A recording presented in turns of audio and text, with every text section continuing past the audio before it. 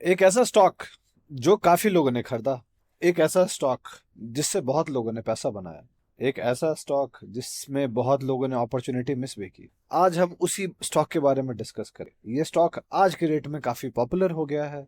बहुत ज्यादा ही रिक्वेस्ट आ रहे थे स्टॉक के बारे में। बहुत सारे लोगों के अलग अलग सवाल थे कि स्टॉक में रहना चाहिए या नहीं रहना चाहिए, खरीदना चाहिए या नहीं खरीदना चाहिए, मेरे पास इस प्राइस पे पहले से है, अब मैं क्या करूं। यही सारी सवाल थी, तो मैंने सोचा क्यों ना एक डेडिकेटेड वीडियो बना दूं उसके। तो चलिए उस स्टॉक के बारे में बात करते हैं। वो स्टॉक कौन सा है? वो स्टॉक का नाम है RVNL। काफी पॉपुलर स्टॉक है, आप जानते होंगे, हो सकता है आपके पास भी होगा। तो चलिए स्टॉक के बारे में बात करते हैं कि स्टॉक के साथ क्या करना है, नहीं करना है, खरीदना चाहिए या नहीं खरीदना चाहिए आज के रेट में, अगर है तो क्या करना चाहिए। इन सब कुछ के बारे में मैं अपना ओपिनियन दूंगा। तो चलिए वीडियो स्टार्ट करते हैं।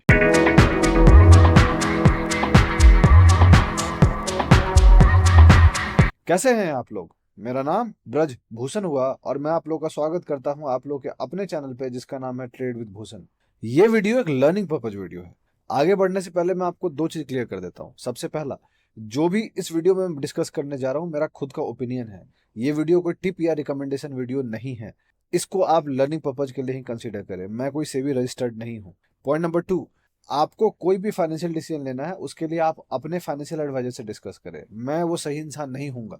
मैं एक छोटा सा इंसान हूँ जो बस कोशिश कर रहा है कुछ अच्छा करने की। मैं पढ़ता हूँ, जो जानता हूँ सीखता हूँ वही आपके सामने लेके आता हूँ। मैं गलत हो सकता हूँ, बिल्कुल हो सकता हूँ। मुझे अपनी गलती मानने में कोई दिक्कत नहीं है, कोई गुरेज नहीं है।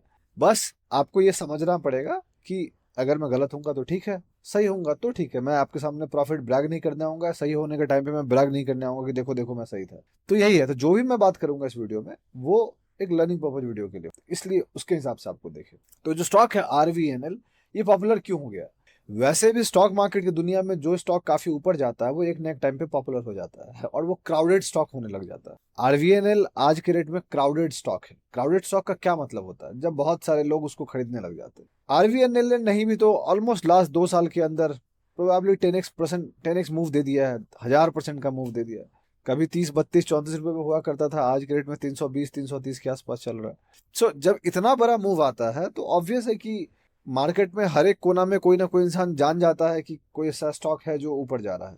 और फिर रिटेलर बीइंग रिटेलर, हम वो अक्सर गलती करते हैं कि हम टॉप पे खरीदने जाते हैं या फिर हमें लगता है कि नहीं नहीं यहाँ से और ऊपर जाएगा, इतना ऊपर आया तो यहाँ से भी ऊपर जा सकता है। क्या वो जा सकता है? बिल्कुल। बट क्या वो रिस्क रिवॉर्ड फेवरेबल है? ये हम नहीं सोचते हैं। एंड सो हम ये गलती करते हैं। तो चलिए RVNL के बारे में बात करते हैं, चार्ट्स पे आते हैं। मैं दो तरीके से बात करूंगा, पहला करंट टर्म में और दूसरा फ्यूचर टर्म में, लॉन्ग टर्म के लिए, मिड टर्म के लिए। देखिए, मैं यहाँ पे क्लियरली उस हिसाब से बात करूंगा जैसे कि मुझे अगर खरीदना होता तो मैं क्या करता, मेरे पास अगर होता तो मैं क्या करता, और अगर मुझे मिड टर्म में करना होगा तो मैं क्या करूँ। इसके हिसाब से आप आइडिया ले लीजिएगा। मैं आपको कोई बाय या टिप या कुछ भी रिकमेंडेशन देने नहीं जा रहा हूँ। सिंपल समझ लीजिए कि आज के रेट में अगर RVNL में मुझे एंट्री लेनी होती, जिसका प्राइस, RVNL का प्राइस 392.10 रुपीज है, तो मैं एंट्री नहीं लेता, चाहे वो शॉर्ट टर्म के लिए हो, चाहे वो मिड टर्म के लिए हो, चाहे वो लॉन्ग टर्म के लिए हो। एक लाइन में क्लियर हो गया इसका आंसर, ठीक है? मेरे जैसा बंदा वो एंट्री नहीं लेता। क्यों नहीं लेता? बिकॉज ना ही वो मेरा रिस्क रिवॉर्ड फेवर कर रहा है, ना ही वो टेक्निकली मेरे लिए राइट एंट्री है। तो मेरे लिए आज के टाइम पे जो अभी चल रहा है, आपके सामने जो चार्ट्स दिख रहे हैं, उसके हिसाब से किसी भी एंगल से मेरे लिए RVNL में एंट्री नहीं है, ठीक है? मैं अपने हिसाब से बता रहा हूँ क्यों नहीं है, समझाऊंगा मैं अभी, लेकिन नहीं है। Same goes for mid term. Mid term में भी मेरे लिए कोई एंट्री नहीं है, लॉन्ग टर्म में भी मेरे लिए कोई एंट्री नहीं है। अब बात करते हैं लेवल्स की। तो देखिए, RVNL टेक्निकल पर्पज के लिए अगर कोई बंदा खेल रहा होता उसको तो हो सकता था वो यहाँ पे खरीद लेता, टेक्निकल वाइज शॉर्ट टर्म के लिए यहाँ पे खरीद ले, या फिर यहाँ भी खरीद सकता था। बट आज की रेट में उसका कोई एंट्री नहीं है, पहला। अब सवाल आता है कि अगर मेरे पास RVNL होता तो मैं क्या करूं, राइट? ये बहुत इंपॉर्टेंट है। देखिए, मेरे पास RVNL होता तो मैं इसके नीचे स्टॉप लॉस रख के खेलता। इसके नीचे क्यों? आप कह सकते हैं ये काफी ऊपर है, बिल्कुल ऊपर है। बट अगर मेरे लिए RVNL इतना बड़ा प्रॉफिट मुझे दिया है तो उसके हिसाब से ये कुछ भी नहीं, राइट? सो पॉइंट इतना ही सिंपल है कि यहाँ पे क्यों, बिकॉज ये जो कैंडल था वो इलेक्शन के दिन बना था और उसके अगले दिन ये कैंडल बना था, फॉलोड बाय फिर ये मूव आया। तो अगर इसके नीचे अगर वो चला जाएगा तो चांसेस आर वेरी हाई कि फिर वो शॉर्ट टर्म में स्ट्रक्चर बिगड़ जाएगा उसका। तो शॉर्ट टर्म के लिए I will be happy enough to exit this अगर ये 310 को ब्रेक कर देता है, ठीक है? मिड टर्म में क्या? मिड टर्म में I will be happy enough to exit my positions अगर वो इसके नीचे चला जाता है। इतना नीचे तो बहुत नीचे हो जाएगा, बट अगर आप वो हैं जो 30 रुपया 40 रुपये से खरीदे हुए हैं, अगर मैं वो हूँ जो 30 रुपये 40 रुपये से खरीदा है, तो मेरे लिए वो बहुत नीचे नहीं होगा। But all said and done, इसके नीचे I will be happy enough to exit on mid term also. क्यों? बिकॉज जिस लेवल को ब्रेक करके गया है उसके नीचे आ जाएगा, जिसका मतलब है कि अब ये पूरी स्ट्रक्चर खराब हो जाएगी फिर। तो इसीलिए मैं मिड टर्म में भी निकल जाऊंगा अगर मेरे पास आरवीएनएल होता तो। नई एंट्री कब बनानी चाहिए? मेरे हिसाब से आरवीएनएल में कोई भी नई एंट्री आज नहीं, कल नहीं, आने वाले 2-4 महीने में नहीं बनानी चाहिए। क्यों? आरवीएनएल बहुत एक्सटेंडेड हो चुका है। यहाँ पे देखिए सितंबर 2022 का है, प्राइस क्या चल रही थी? प्राइस चल रही थी 32 रुपीज 34 रुपीज के आसपास। आज के रेट में आरवीएनएल है 395 रुपीज के आसपास। 2 साल के अंदर 1000% से ऊपर का मूव दे चुका है। हम लोग एक स्टेज एनालिसिस करते हैं, उसमें ये ऑलमोस्ट स्टेज 7 के बाद चल रहा है। स्टेज 7 मतलब बहुत बहुत बहुत एक्सटेंडेड। मैं जितने बार बहुत बोल रहा हूँ और मेरे एक्शन से आप समझ सकते हैं कि बहुत ज्यादा एक्सटेंडेड है। तो यहाँ से मेरे जैसे बंदे का रिस्क रिवार्ड बिल्कुल भी फेवर नहीं करता है, इतना ही मैं क्लियर हूँ। क्या ये यहाँ से ऊपर जा सकता है? मार्केट है, कुछ भी हो सकता है। मैं बिल्कुल भी नहीं कह रहा हूँ कि नहीं नहीं यहाँ से ऊपर नहीं जा सकता। मैं बस आपको ये कह रहा हूँ कि मैं अगर होता तो मैं नहीं खरीदता, दैट्स इट। मैं अपना बता रहा हूँ, आई कैन बी रॉन्ग 100%।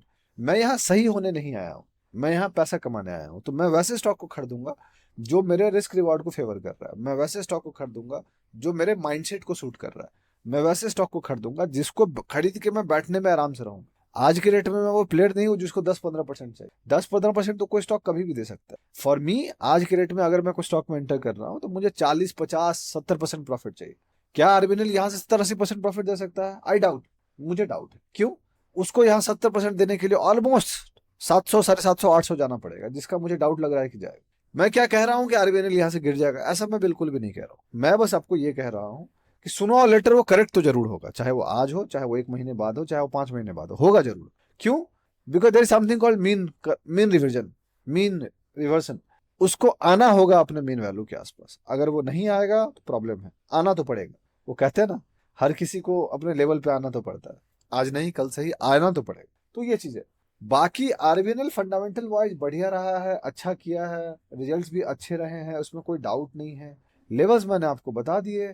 कुछ और डिटेल्स अगर मैं बता दूं आपको, तो आज के रेट में इसका मार्केट कैप काफी बढ़ गया है, 81,732 करोड़ के आसपास है। परफॉर्मेंस 5 ईयर्स का परफॉर्मेंस देखिएगा तो 1400% का मूव है। 2 साल में 1200%, ऑलमोस्ट 1125% का मूव है। इंफ्रास्ट्रक्चर इसका सेक्टर है, इंजीनियरिंग कंस्ट्रक्शन के अंदर आता है, लार्ज कैप स्टॉक हो गया है। समझ लीजिए कितनी कुछ बदलाव हो चुकी है इसकी। तो चीज इतनी ही ज्यादा सिंपल है। 2019 में लिस्ट हुआ कंपनी, कहां से कहां चला गया। तो अगर आप वो थे जो इसके मूव को राइड किए हैं, कांग्रेट्स, आप बहुत अच्छा मूव लिए। People like me have hardly played this. क्यों? मुझे खुद नहीं पता, क्योंकि जब भी मैं इसको देखता था मेरे रिस्क रिवॉर्ड को सूट नहीं करता था। तो मैं नहीं खेला हूं उसको, बहुत 1-2 ही बार खेला ही और हल्का फल्का मूव उसमें लिया हूं। मेजरली मूव मैंने मिस किया and I am okay to admit it, क्योंकि मेरा मानना है कि पैसा बनाने के लिए और भी स्टॉक्स है, जरूरी नहीं है कि। बट हाँ, I would have been happy enough to take part in this long move. जो ये मूव दिया, कहीं ना कहीं मैं होता तो ज्यादा बढ़िया होता, बट मैं नहीं था। नो रिग्रेट्स टू इट, उसमें कोई रिग्रेट नहीं है। तो इतना ही क्लियर है कि अगर आज के रेट में मुझे आरबीएल खरीदना होता तो मैं नहीं खरीदता। ट्रेलिंग के लिए अगर मेरे पास शॉर्ट टर्म में मैं इसके नीचे ज्यादा एग्रेसिव होना चाहूंगा तो मैं इसके नीचे कर लूंगा 347 के। कम एग्रेसिव होना चाहूंगा 309, और मिड टर्म के लिए एनीथिंग बिलो 300 और 290 आई एम डन। तो ये रहा मेरा आरबीएल का एनालिसिस। अगर आपको अच्छा लगा है तो आप लाइक कीजिए, सब्सक्राइब कीजिए हमारे चैनल को, अपने दोस्तों के साथ शेयर कीजिए, सपोर्ट कीजिए हमें, उनको कहिए हमारे चैनल को सब्सक्राइब करने के लिए। अगर आप सपोर्ट नहीं कीजिएगा तो हम आगे नहीं बढ़ेंगे, इतना ही सिंपल है। मैं बहुत गरीब इंसान हूँ, मेरे पास कोई पैसा नहीं इतना कि मैं एड्स रन करूँ और बूस्ट करूँ वीडियोज को, जो बहुत लोग करते हैं। वो कोर्स बेच के पैसा कमाते हैं, मेरे पास अभी कुछ भी नहीं है बस। ठीक है, तो आप सपोर्ट कीजिएगा तो हम बढ़ेंगे, वरना हम नहीं बढ़ेंगे। हम मेहनत कर रहे हैं, आपको लगता है कि हम अच्छा मेहनत कर रहे हैं तो हमें सपोर्ट। बहुत जल्दी मैं आपसे अगले वीडियो में मुलाकात करूंगा। जो अगला वीडियो भी स्टॉक एनालिसिस वीडियो होगा, कौन सा, उसके लिए आपको अगला वीडियो देखना होगा। तब तक के लिए अपना ध्यान रखें, अपने घर वालों का ध्यान रखें। चीयर्स।